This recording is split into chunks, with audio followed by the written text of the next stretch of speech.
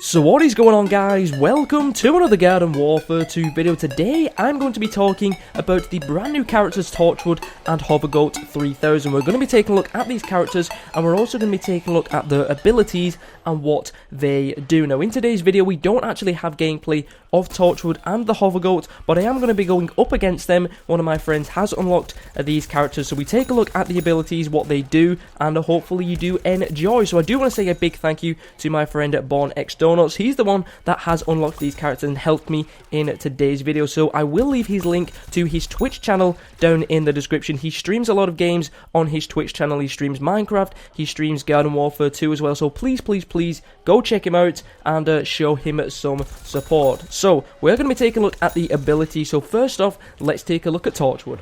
So the Torchwood character is the tank class for the plants team. It used to be Citron, that has now been replaced by the Torchwood. The reason for this, it is a much bigger character, so it's got a very big hitbox, and also it has the most health out of any plant character. Its base health is 275, so it's got the most health out of any plant character. The second highest is Iron Citron or Armored Chomper with health that is very high as well. So the Torchwood has the highest health. It also moves quite slowly. It's not as slow as what you would expect for a huge tree, but it does move very slow as well, and it deals a good amount of damage as well. I would say this character is most effective at close range rather than long range, because at long range you're still going to be an easy target to hit, whereas it's going to be more difficult to hit the zombies because they're going to be a lot smaller than yourself. So I would say that this character is very good at close range, and we are going to know that because of the abilities that this character does have. The first ability is called Blazing Blast, and this ability description says this blast of fire from Torchwood's mouth is a surefire way to take care of zombies that are in his path. If you've ever played Graveyard Ops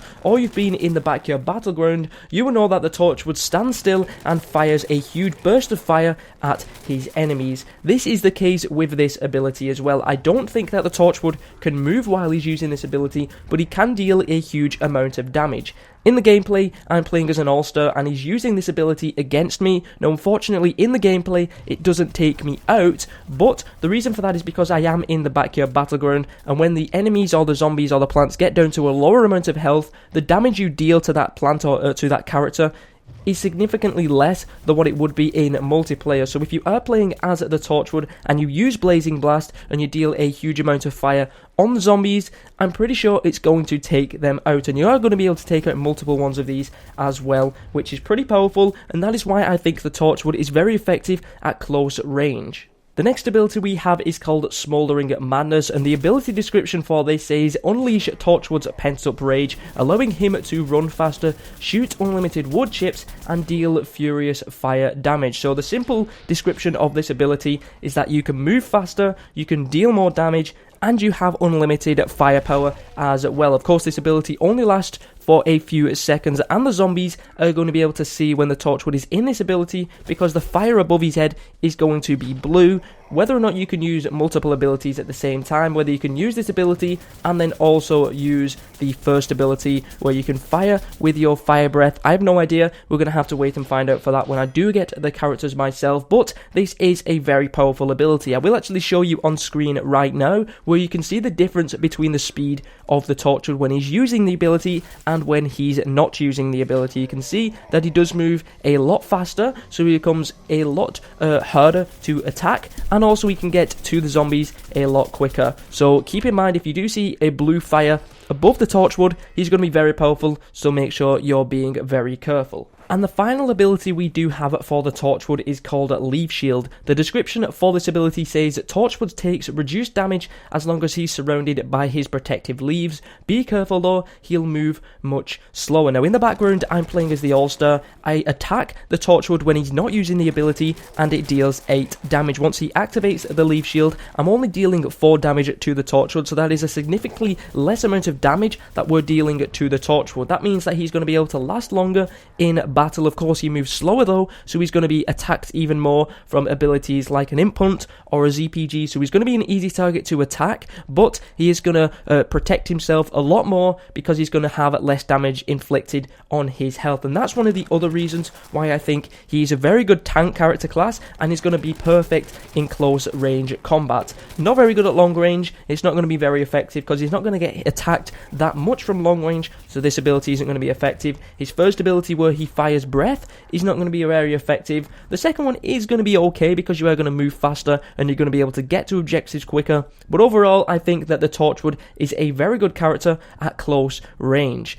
Now we're going to move over to the Hovergoat-3000. Now I'm sure a lot of you was not expecting a goat character class in Garden Warfare 2 for the zombies. I know a lot of people was hoping it would be the Gravedigger, since that was cancelled for Garden Warfare 1, but it did get replaced by the Scientist instead. So we do have the Hovergoat-3000. He looks epic. He's the support character class for the zombies, and he's floating around on a hoverboard, which is pretty awesome. Now we don't really have a support character for the zombie side. On the plant side, you have the Sunflower as the support character because she is the healer, and you also have Rose as a support character class as well. She's the one that builds the teleporters, and is just there to deal some damage to the zombies, but not officially take them all out with a lot of damage. So we have two support characters for the plant side. We don't really have one on the zombie side. I guess you could kind of say the engineer, because that does build the teleporters, but the scientist I would not class as a support character. Yes, you can heal your enemies and you can also revive them very quickly,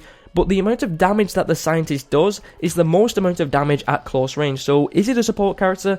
I don't think so. I think the scientist goes in there, destroys everybody, gets out of there. That's not really the role of a support character. So the Hovergoat is, in my opinion, the first support character for the zombie side, and I will tell you why with the abilities that this character does have. The first one is called a damage buff booster beam, and this is very unique. If you're a fan of Overwatch and you know Mercy, you know that she can either heal her teammates or she can allow them to deal more damage, and that's what this ability does. It actually will allow your teammates to deal more damage, provided that this beam is attached to that player. So you want to be very careful on which character you attach this beam to. If you've got an imp next to you and you've got an all-star next to you, and you're going to know that the imp is going to deal more damage than the all-star because it fires quicker, you're going to want to attach this beam to the imp. Now of course that could get taken out, and that's just an example, but you want to try and attach this beam to the right characters at the right time.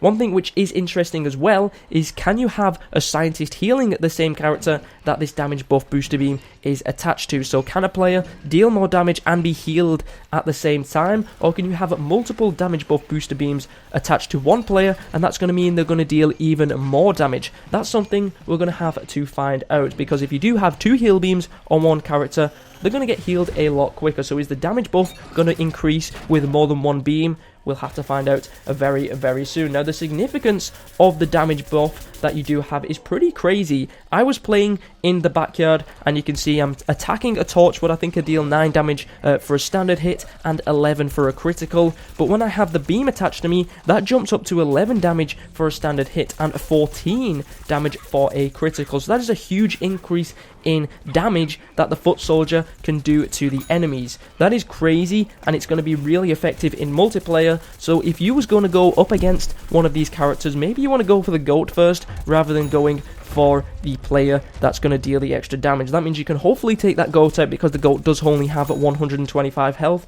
I've seen some people saying it should be 100 health because it is a support character, but I don't know. We're going to have to wait until these characters have been out for a little bit of time, see how unbalanced or balanced they are, and I'm sure they're going to make some character changes or character balancing changes to these in the future. Now, the next ability we have for the Hovergoat-3000 is called the Mega Awesome Laser, and if you play Infinity, this works very similar to that. You will slow down, you'll be very slow, and you're going to deal a lot of damage to the characters. The description for this ability says, this focused beam of light energy from the future can zap plants super fast. Side effects may include slow movement speed and extra coolness. So he's going to look cool, which is, I guess, one of the side effects or something like that, but he will move a lot slower when using this ability. So like I did say, if you play Infinity and he plays the dinosaur, you know that his Mega Beam is very powerful, but it makes him move a lot slower. That is basically what this ability does. It seems very powerful, but you will move a lot slower.